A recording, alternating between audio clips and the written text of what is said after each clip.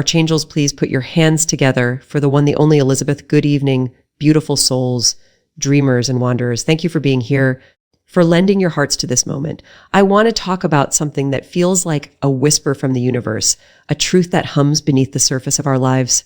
Why a chosen man always walks alone. Now, when I say chosen, I don't mean someone plucked from the crowd by divine lottery or crowned with a halo of destiny. No, I mean the kind of person who feels a spark within, a quiet but unshakable knowing that they are called to something greater, something singular. It's not about arrogance or superiority. It's about purpose. And purpose, my friends, is a solitary road. Let me paint you a picture. Imagine a man standing at the edge of a forest. The path ahead is narrow, overgrown, lit only by slivers of moonlight. Behind him, the world buzzes with noise, laughter, chatter, the clinking of glasses, the comfort of the familiar. He could stay there, in that warm glow, surrounded by faces that mirror his own. But something in his chest tugs, like a compass needle trembling toward true north. He steps forward, alone. Why does he walk alone? Because the call to create, to discover, to become is not a group invitation.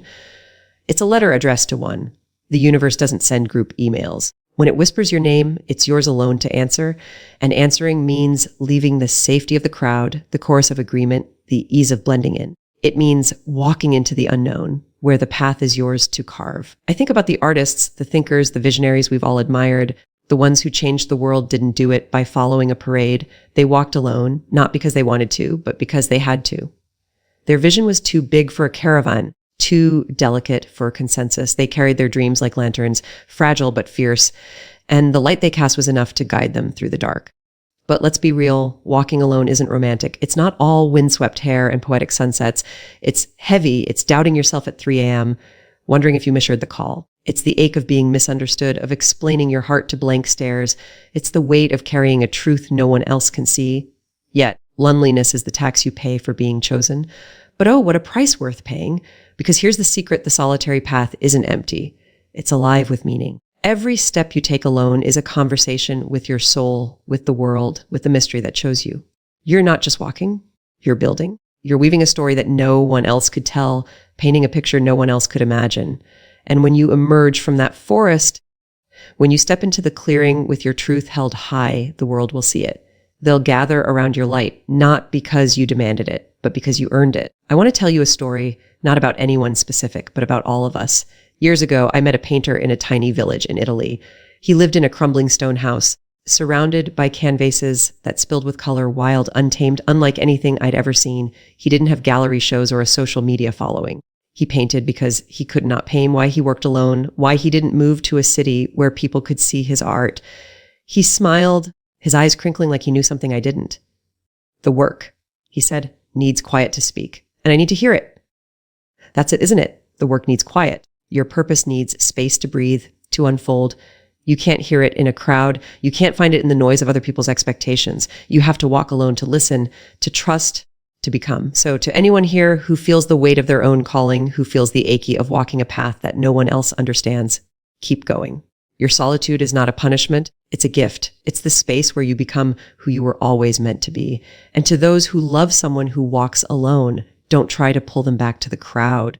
Hold space for their journey. Trust that their path, however solitary, is leading them somewhere extraordinary. We are all chosen in our own way, called to our own singular paths. And yes, those paths can be lonely, but they are also luminous. They're yours, so walk them. Walk them with courage, with curiosity, with love, because the man who walks alone isn't just walking, he's lighting the way for the rest of us. The idea that purpose is solitary, that a chosen person walks alone because their unique calling demands a personal, singular journey, not a group effort, is a truth that hums at the core of every great endeavor. It's not about isolation for its own sake or rejection of community, but about the necessity of stepping into a space where only you can go. Purpose, that quiet spark that flickers in the chest, is not a shared invitation. It's a whisper meant for one pair of ears, a map drawn for one set of feet. When someone is chosen, not by some cosmic lottery, but by the inner knowing that they are meant for something distinct, something that carries their name, they must walk a path that no one else can fully tread. This solitude is not a punishment, but a prerequisite, a sacred condition for the unfolding of their unique destiny. Consider the artist who wakes in the night, haunted by a vision no one else can see. It's not just a painting or a story. It's a piece of their soul, a fragment of truth that demands to be brought into the world. They could stay in the comfort of the familiar, surrounded by voices that echo their own, but the vision pulls them elsewhere. It's a call that doesn't negotiate, doesn't compromise. It says, this is yours to do, and you must do it alone.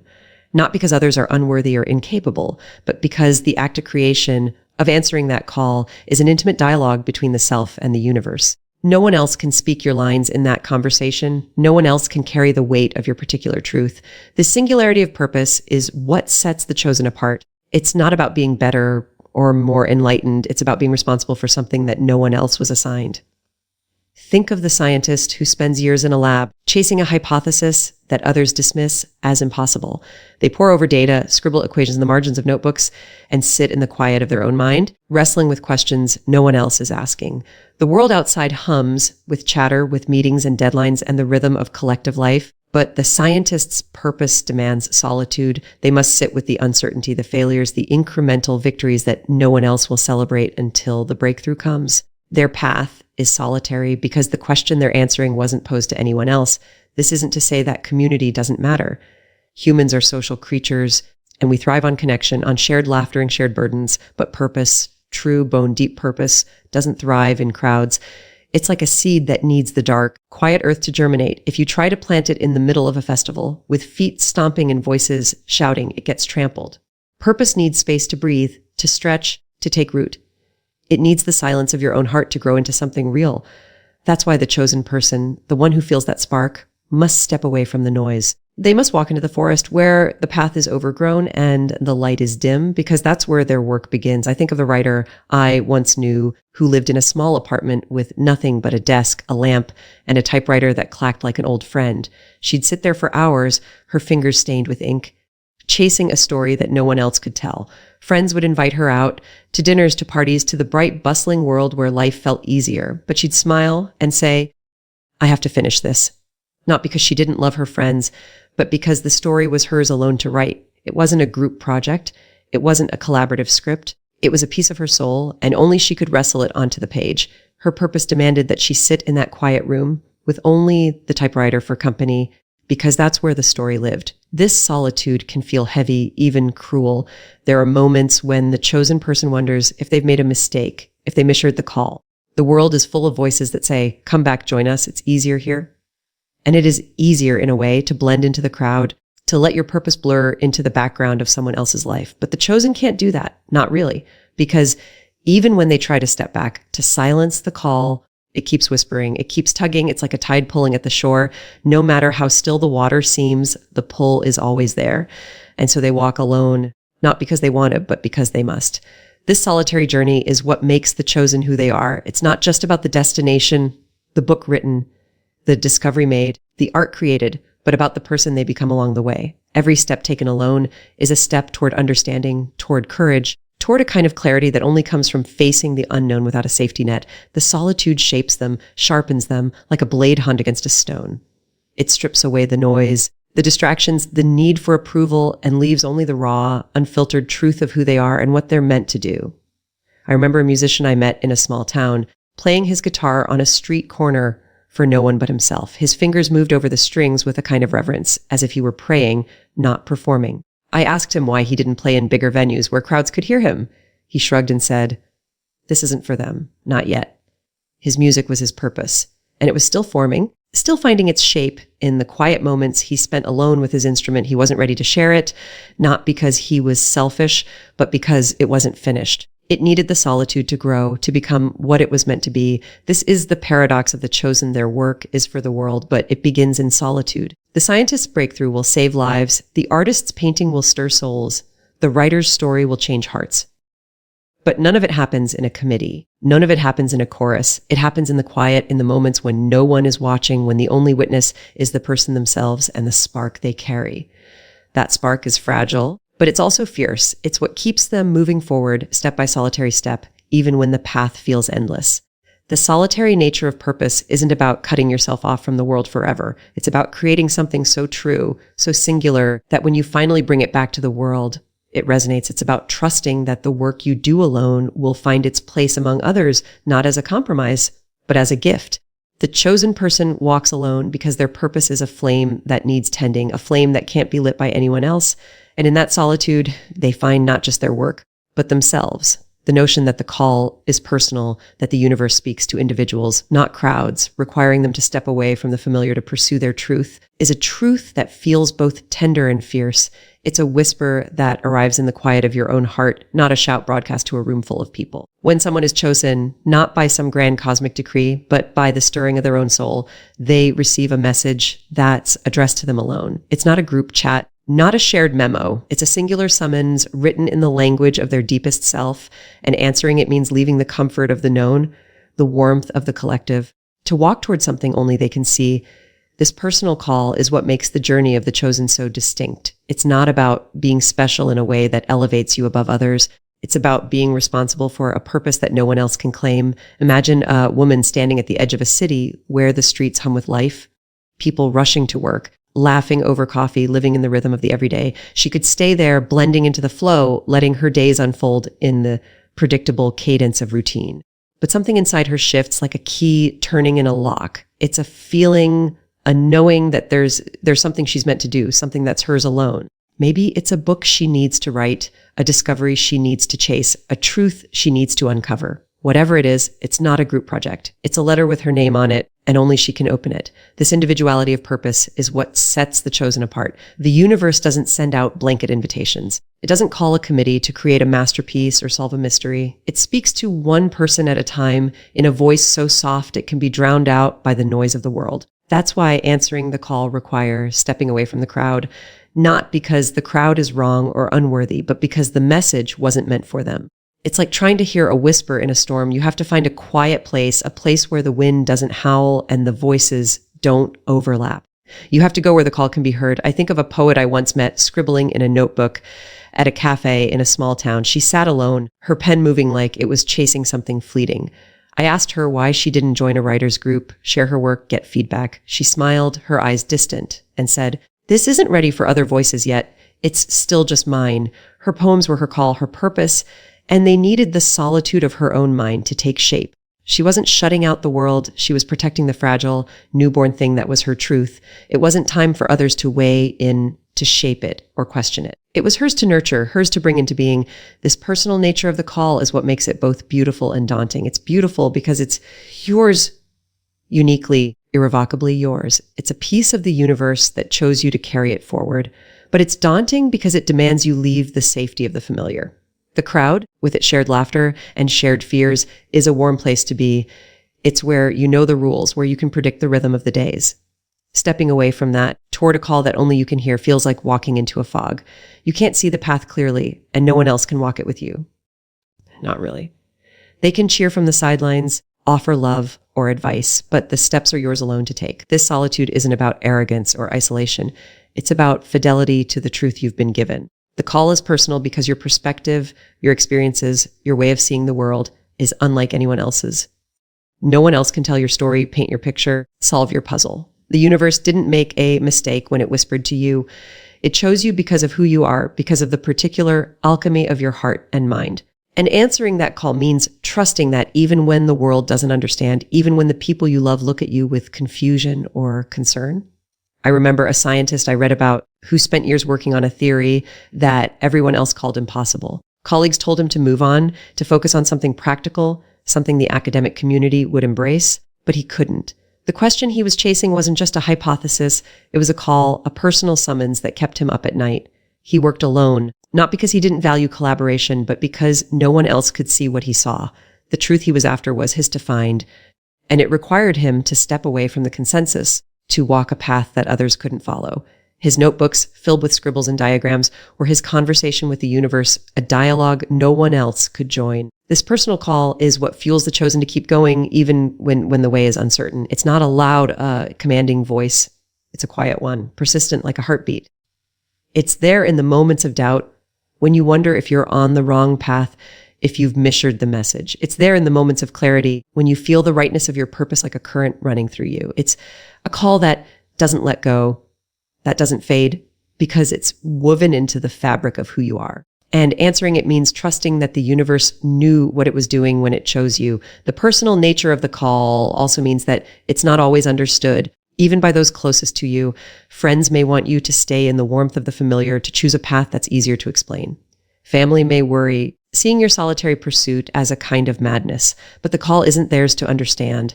Not yet. It's yours to follow, yours to make real. And making it real often means walking away from the comfort of approval, from the safety of shared goals. It means carrying your truth alone, at least for a while, until it's strong enough to stand in the world. I think of a dancer I saw once practicing in a studio late at night. The building was empty, the mirrors reflecting only her and the shadows she cast. Her movements were raw, unpolished, but there was a fire in them, a story she was telling with every step. I asked her why she danced alone, why she didn't perform with a company. She said, "This dance isn't for them. It's for me. It's what I was given to say." Her call was personal, a language of movement that only she could speak, and it needed the solitude of that empty studio to find its voice.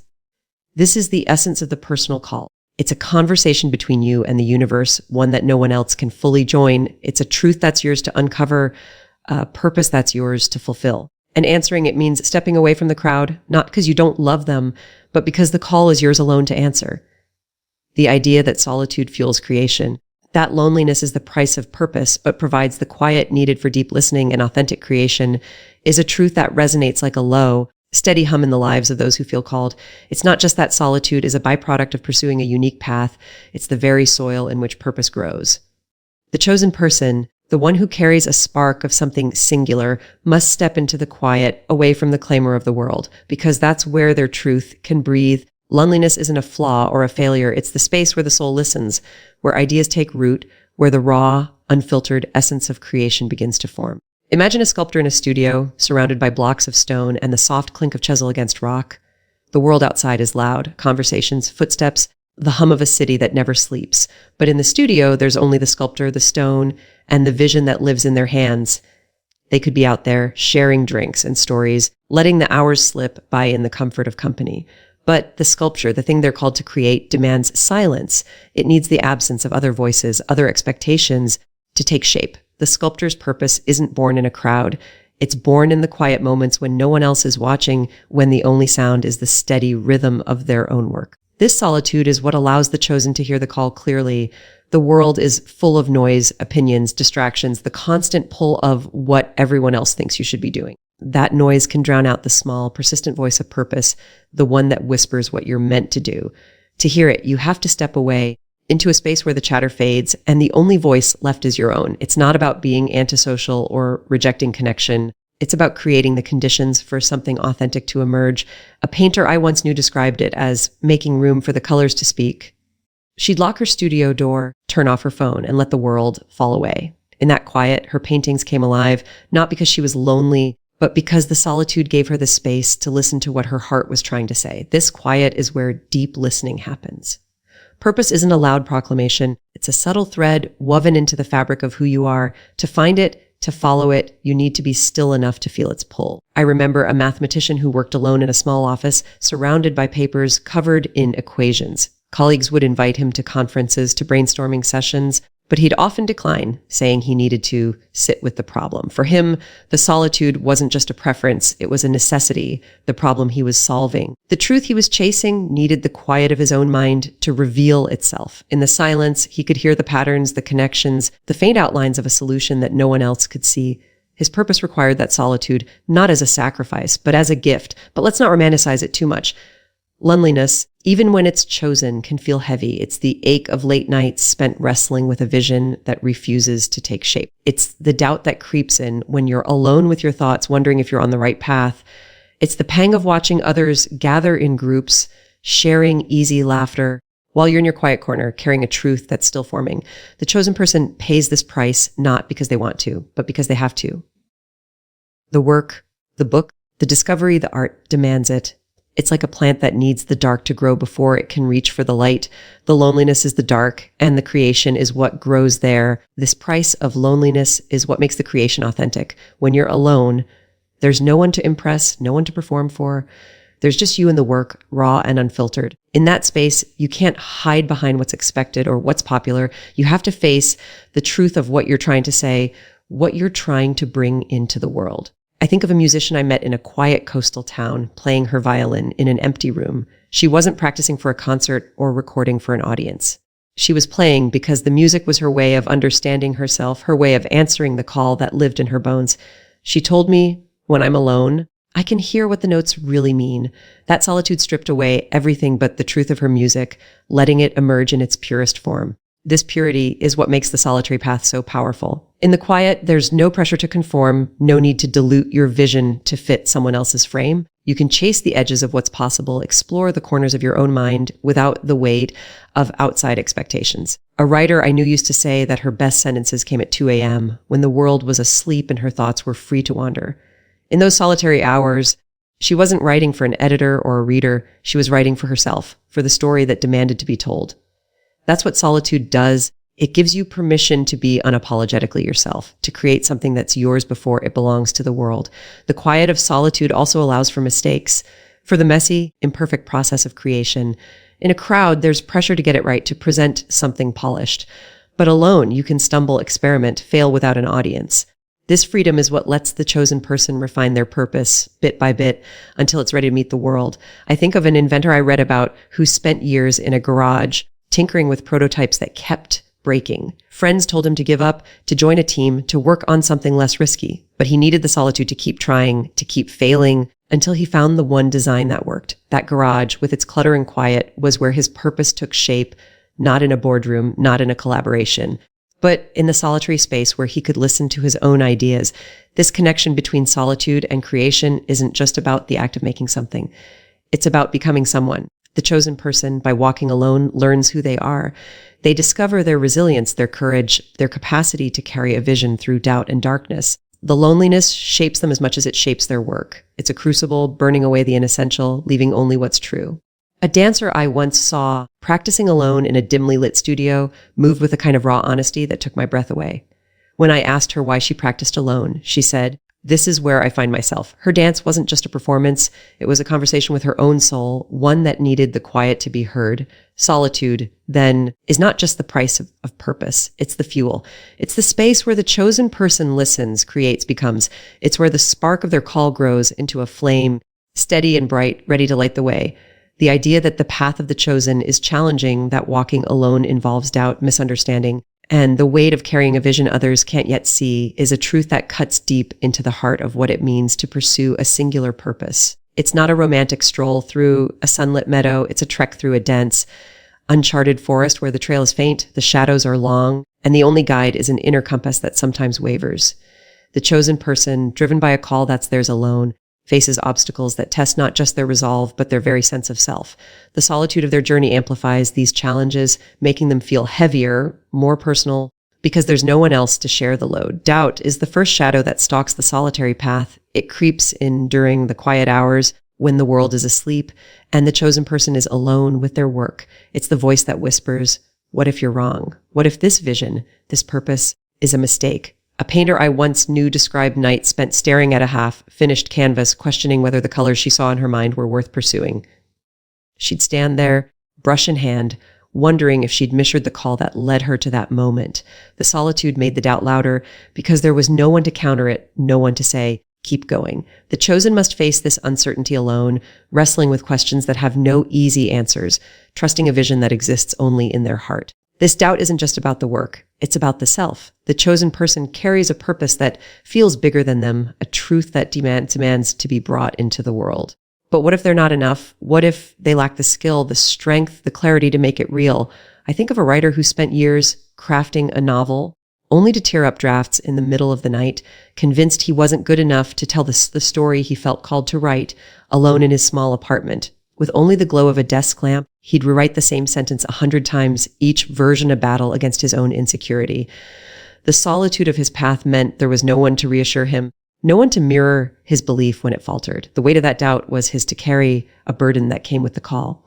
Misunderstanding is another challenge, one that stings because it comes from the outside. The chosen person's vision, their purpose, is often invisible to others, at least in its early stages. It's a seed buried deep, not yet sprouted, and the world doesn't always see its potential. Friends, family, colleagues, they may look at the chosen with confusion, even pity, wondering why they've stepped away from the comfort of the familiar. I remember a scientist I read about working on a theory that her peers dismissed as fanciful. She'd present her ideas at conferences only to face skeptical glances and polite dismissals. "Why don't you focus on something practical?"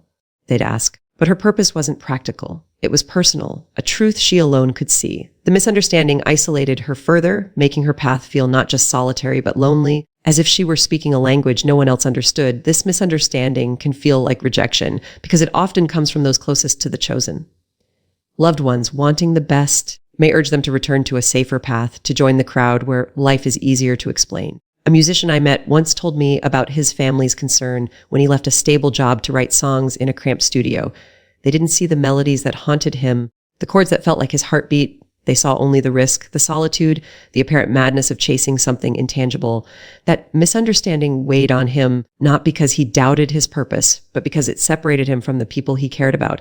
The chosen must carry this too, the pain of being unseen, even by those who love them. The weight of the vision itself is perhaps the heaviest challenge. A purpose, a call is not a light thing. It's a responsibility, a promise to bring something into the world that doesn't yet exist. And because it's still forming, still fragile, the chosen person must protect it, nurture it, even when it feels overwhelming. I think of an inventor who spent decades tinkering with a device that could change lives. His garage was littered with failed prototypes, each one a reminder of how far he was from success. Alone, he carried the vision of what could be a machine that worked, a solution that mattered. That vision was his fuel, but it was also his burden because no one else could see it, no one else could help him hold it. The solitude of his path meant he had to be strong enough for both himself and the idea he was trying to birth. This weight is compounded by the fact that the vision is often unclear, even to the chosen. Purpose isn't a blueprint handed down with step-by-step instructions. It's a feeling, a glimpse, a half-formed dream that shifts as you chase it. A dancer I saw practicing alone in a studio described it as chasing a shadow that keeps moving. She'd spend hours perfecting a single movement, trying to capture something she could feel but not fully name. The solitude of her work meant she had to trust that shadow, even when it eluded her. Even when her body ached and her mind screamed for rest, the chosen must carry this uncertainty, this incomplete vision, without the comfort of someone else to share the load. Time is another challenge on the solitary path. Purpose doesn't come with a deadline, and the world doesn't always wait. While the chosen person is alone, pursuing their call, life moves on, friends build careers, families grow, milestones pass. The solitude can feel like a race against time, a pressure to make the vision real before it's too late. I recall a poet who wrote in the margins of her days, stealing moments between jobs and responsibilities. She'd sit alone in a park, scribbling lines that felt like pieces of her soul, knowing that every moment spent on her poetry was a moment not spent on something the world valued more. The solitude of her path meant she had to choose her purpose over the expectations of others, even when it felt like she was falling behind. The challenges of doubt, misunderstanding, and the weight of an unseen vision make the solitary path a crucible. It tests the chosen person's resilience, their faith, their ability to keep going when the way is dark and the end is out of sight. But these challenges are also what make the path sacred. They strip away the inessential, forcing the chosen to confront who they are and what they're willing to endure for their purpose. A sculptor I met once, working alone in a dusty workshop, told me, the stone fights back, but that's how I know I'm doing something real. His solitude, with all its struggles, was where he found the strength to shape not just the stone, but himself. The solitary path, with its doubts and misunderstandings, is not a punishment, it's a proving ground. It's where the chosen person learns to trust their call, to carry their vision, to become the person capable of bringing it into the world. The challenges are real, but they're also necessary, forging something enduring in the quiet, heavy moments of walking alone. The idea that loneliness is transformative, that solitude isn't empty, but a sacred space for self-discovery, growth, and building something unique, is a truth that pulses at the heart of the chosen person's journey. It's not just a void to endure, it's a crucible where the self is reshaped, where purpose takes form, where the raw material of a singular vision is forged into something extraordinary. The chosen, those who carry a call meant only for them, step into solitude not as a retreat from the world, but as a pilgrimage toward their truest selves. In that quiet, heavy space, they find not just their work, but the person they were always meant to become. Solitude is often misunderstood as emptiness, a lack of connection, or a failure to belong. But for the chosen, it's the opposite, a fullness, a space brimming with possibility. It's where they meet themselves without the filter of others' expectations, where they can listen to the quiet voice of their purpose without the world's clamor drowning it out. Imagine a writer sitting alone at a desk, the room lit only by a single lamp, the page blank but alive with potential. The world outside is loud, conversations, obligations, the hum of everyday life. But in that solitary space, the writer hears something else, the rhythm of their own thoughts, the cadence of a story that's theirs alone to tell. This isn't loneliness as loss, it's loneliness as a gateway to creation, a place where the self can unfold. This transformative power of solitude comes from its ability to strip away the noise. In a crowd, there's pressure to perform, to conform, to shape your purpose to fit the contours of what others understand. But alone, there's no audience to please, no expectations to meet. The chosen person can be raw, unpolished, true. I think of a painter I once met, working in a cluttered attic studio, surrounded by canvases that no one else had seen. She'd spend hours mixing colors, layering strokes, chasing a vision that felt like a piece of her soul. When I asked why she worked alone, she said, "Here, I don't have to explain myself. I can just be." That solitude was her sanctuary, a place where her art could grow without the weight of judgment, where she could discover what she was capable of. This discovery is what makes solitude sacred. It's not just about creating something, a painting, a theory, a song, but about uncovering who you are in the process. The chosen person, by walking alone, learns their own strength, their own limits, their own capacity for courage. The solitude forces them to confront their doubts, their fears, their deepest desires, and in doing so, it shapes them. I remember a scientist who spent years alone in a lab chasing a hypothesis that seemed impossible. The solitude wasn't just about the work, it was about the person he became while doing it. Each failed experiment, each long night spent puzzling over data was a lesson in resilience, in trusting himself when no one else did. The solitude transformed him not just into a scientist, but into someone who could carry the weight of a vision through uncertainty. This transformation isn't always gentle. Solitude can be a harsh teacher, demanding honesty in a way the world rarely does. Alone, there's no one to hide from, no one to distract you from the truth of who you are. A musician I once knew described his solitary practice sessions as facing the mirror of my own soul. He'd sit with his guitar, playing for hours, not for an audience, but for himself.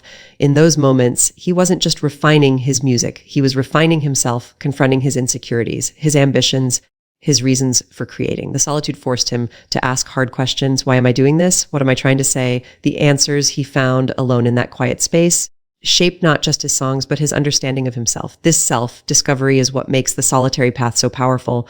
It's a space where the chosen person can build something unique, not just in their work, but in their identity.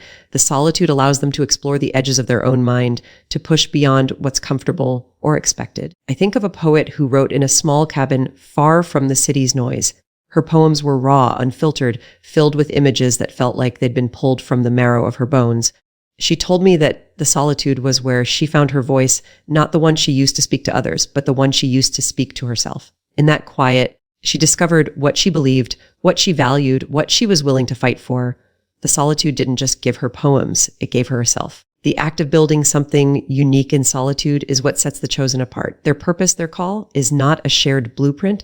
It's a singular vision, one that can only take shape in the quiet of their own mind. A sculptor I met once, working alone in a dusty workshop, described his process as listening to the stone. He'd spend hours chipping away, not following a plan, but following a feeling, a sense of what the stone wanted to become. That listening required solitude because no one else could hear what he heard.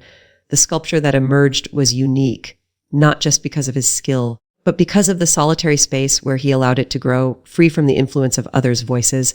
This uniqueness is what makes the solitary path transformative. In the quiet, the chosen person can take risks, make mistakes, explore ideas that might seem strange or impossible to others. There's no need to justify, no need to defend. A dancer I saw practicing alone in a studio moved with a kind of freedom that only comes when no one is watching. Her steps were experimental, sometimes clumsy, but always honest. She wasn't dancing for applause or approval. She was dancing to discover what her body could say. That solitude allowed her to build something that was hers alone, a movement that carried her truth in a way no one else could replicate. The transformation of solitude also lies in its ability to teach patience. Purpose doesn't unfold on a schedule, and the solitary path often feels long, endless even. The chosen person must learn to trust the process, to keep going even when the end is out of sight. I recall an inventor who spent years alone in a garage, tinkering with designs that kept failing. Each prototype was a step towards something greater, but it was also a lesson in endurance. The solitude taught him to stay with the work, to believe in it even when no one else did. That patience, forged in the quiet, transformed him into someone who could carry a vision through years of uncertainty. Solitude also builds resilience. The chosen person, by walking alone, learns to rely on themselves, not out of arrogance, but out of necessity. There's no one else to lean on when the path gets rough, no one to share the weight of doubt or failure. A writer I knew working alone on a novel described the solitude as learning to be my own anchor. She'd face rejection, self-doubt, moments when the story felt impossible. But in the quiet, she found the strength to keep going. That resilience born in solitude wasn't just about finishing the book.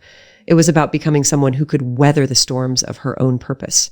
This transformative power of solitude is what makes it sacred. It's a space where the chosen person doesn't just create, they become. The loneliness, with all its weight, is a gift, a chance to build something unique, to discover a self that's stronger, truer, more alive than they ever knew. The idea that impact follows solitude, that by embracing their solitary path, the chosen create a light that eventually draws others, illuminating the world, is a truth that reveals the profound power of a journey walked alone. The chosen person, driven by a singular purpose, steps into the quiet, not to escape the world, but to forge something so authentic, so true that it resonates far beyond their own heart. Their solitude is not a retreat, but a crucible where they craft a vision that, once brought to life, becomes a beacon for others. The work born in isolation doesn't stay there. It ripples outward, touching lives, shifting perspectives, lighting paths for those who come after. The solitary path is where the chosen person hones their craft, their truth, their unique contribution to the world. In the quiet, away from the noise of expectations and the pressure to conform, they can listen to the call that's theirs alone.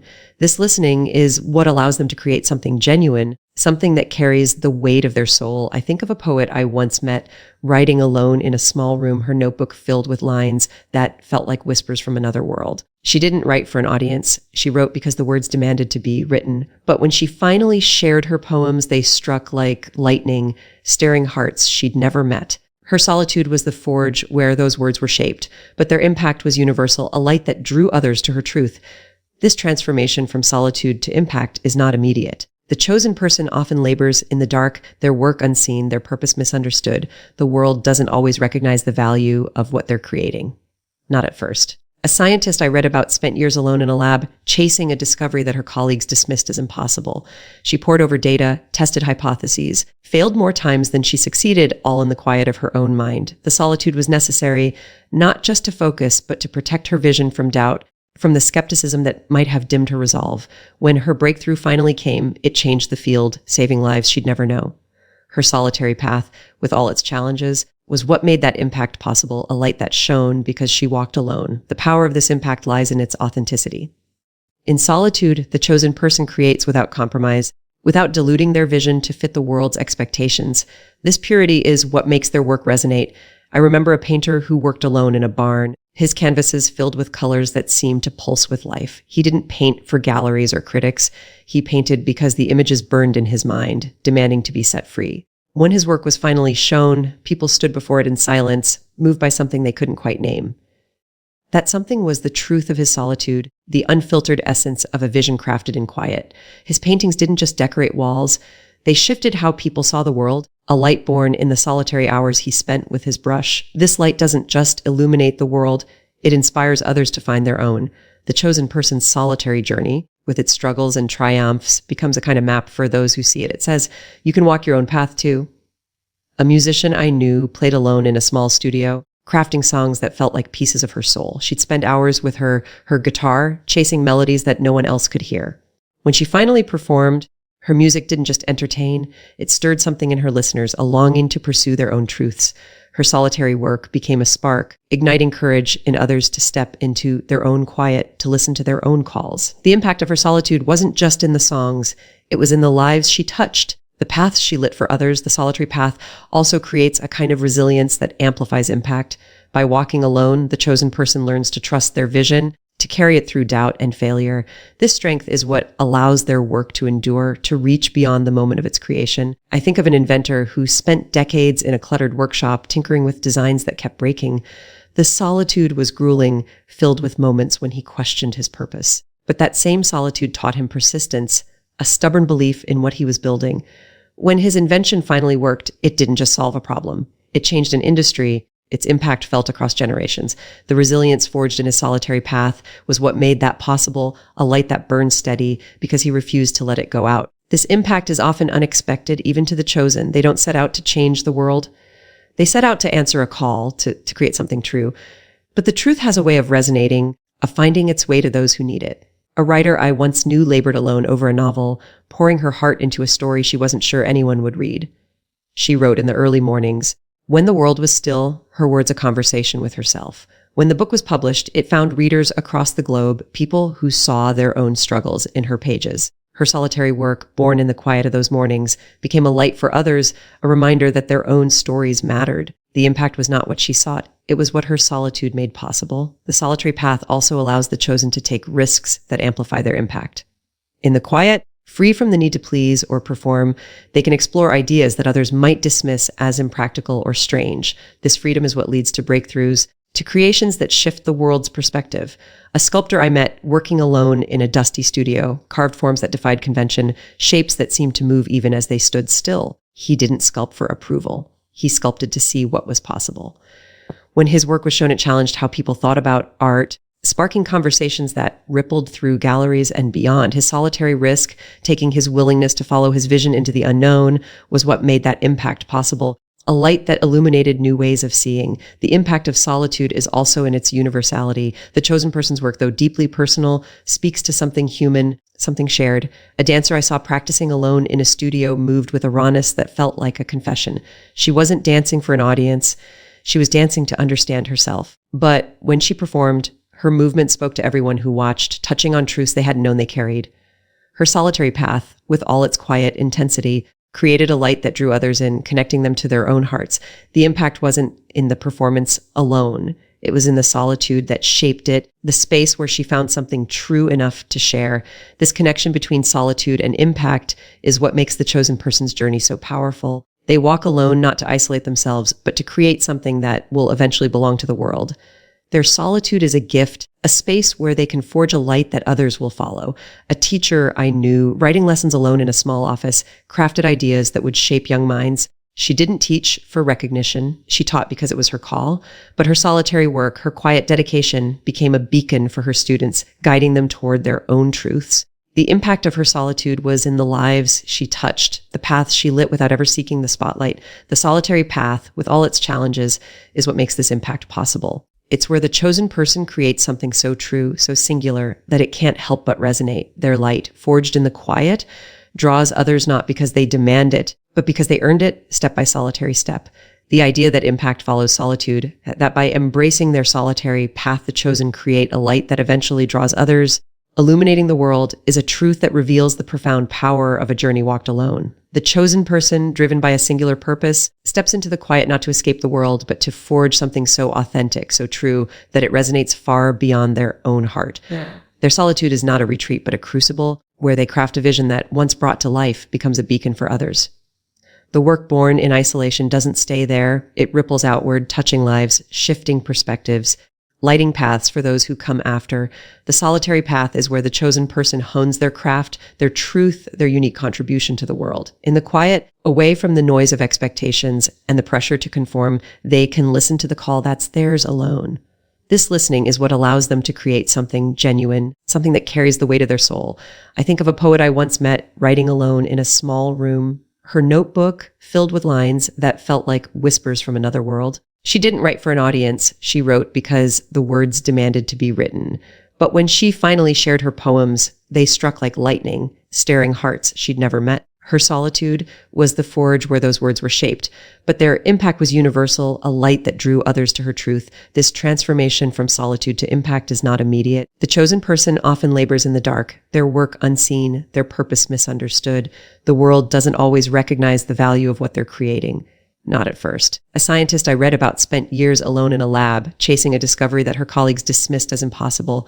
She pored over data, tested hypotheses, failed more times than she succeeded, all in the quiet of her own mind. The solitude was necessary not just to focus, but to protect her vision from doubt, from the skepticism that might have dimmed her resolve. When her breakthrough finally came, it changed the field, saving lives she'd never know. Her solitary path, with all its challenges, was what made that impact possible, a light that shone because she walked alone. The power of this impact lies in its authenticity. In solitude, the chosen person creates without compromise, without diluting their vision to fit the world's expectations. This purity is what makes their work resonate. I remember a painter who worked alone in a barn, his canvases filled with colors that seemed to pulse with life. He didn't paint for galleries or critics. He painted because the images burned in his mind, demanding to be set free. When his work was finally shown, people stood before it in silence. moved by something they couldn't quite name. That something was the truth of his solitude, the unfiltered essence of a vision crafted in quiet. His paintings didn't just decorate walls, they shifted how people saw the world, a light born in the solitary hours he spent with his brush. This light doesn't just illuminate the world, it inspires others to find their own. The chosen person's solitary journey, with its struggles and triumphs, becomes a kind of map for those who see it. It says, you can walk your own path too. A musician I knew played alone in a small studio, crafting songs that felt like pieces of her soul. She'd spend hours with her guitar, chasing melodies that no one else could hear.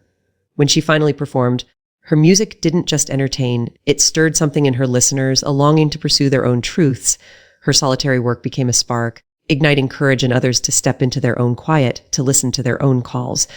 The impact of her solitude wasn't just in the songs, it was in the lives she touched, the paths she lit for others. The solitary path also creates a kind of resilience that amplifies impact. By walking alone, the chosen person learns to trust their vision, to carry it through doubt and failure. This strength is what allows their work to endure, to reach beyond the moment of its creation. I think of an inventor who spent decades in a cluttered workshop, tinkering with designs that kept breaking. The solitude was grueling, filled with moments when he questioned his purpose, but that same solitude taught him persistence, a stubborn belief in what he was building. When his invention finally worked, it didn't just solve a problem, it changed an industry. Its impact felt across generations. The resilience forged in his solitary path was what made that possible, a light that burned steady because he refused to let it go out. This impact is often unexpected, even to the chosen. They don't set out to change the world. They set out to answer a call, to create something true. But the truth has a way of resonating, of finding its way to those who need it. A writer I once knew labored alone over a novel, pouring her heart into a story she wasn't sure anyone would read. She wrote in the early mornings, when the world was still, her words a conversation with herself. When the book was published, it found readers across the globe, people who saw their own struggles in her pages. Her solitary work, born in the quiet of those mornings, became a light for others, a reminder that their own stories mattered. The impact was not what she sought, it was what her solitude made possible. The solitary path also allows the chosen to take risks that amplify their impact. In the quiet, free from the need to please or perform, they can explore ideas that others might dismiss as impractical or strange. This freedom is what leads to breakthroughs, to creations that shift the world's perspective. A sculptor I met, working alone in a dusty studio, carved forms that defied convention, shapes that seemed to move even as they stood still. He didn't sculpt for approval. He sculpted to see what was possible. When his work was shown, it challenged how people thought about art, sparking conversations that rippled through galleries and beyond. His solitary risk, taking his willingness to follow his vision into the unknown, was what made that impact possible, a light that illuminated new ways of seeing. The impact of solitude is also in its universality. The chosen person's work, though deeply personal, speaks to something human, something shared. A dancer I saw practicing alone in a studio moved with a rawness that felt like a confession. She wasn't dancing for an audience. She was dancing to understand herself. But when she performed, her movements spoke to everyone who watched, touching on truths they hadn't known they carried. Her solitary path, with all its quiet intensity, created a light that drew others in, connecting them to their own hearts. The impact wasn't in the performance alone. It was in the solitude that shaped it, the space where she found something true enough to share. This connection between solitude and impact is what makes the chosen person's journey so powerful. They walk alone not to isolate themselves, but to create something that will eventually belong to the world. Their solitude is a gift, a space where they can forge a light that others will follow. A teacher I knew, writing lessons alone in a small office, crafted ideas that would shape young minds. She didn't teach for recognition, she taught because it was her call. But her solitary work, her quiet dedication, became a beacon for her students, guiding them toward their own truths. The impact of her solitude was in the lives she touched, the paths she lit without ever seeking the spotlight. The solitary path with all its challenges is what makes this impact possible. It's where the chosen person creates something so true, so singular that it can't help but resonate. Their light, forged in the quiet, draws others not because they demand it, but because they earned it, step by solitary step. And so they walk alone, not to stay alone, but to create a light that will guide us all.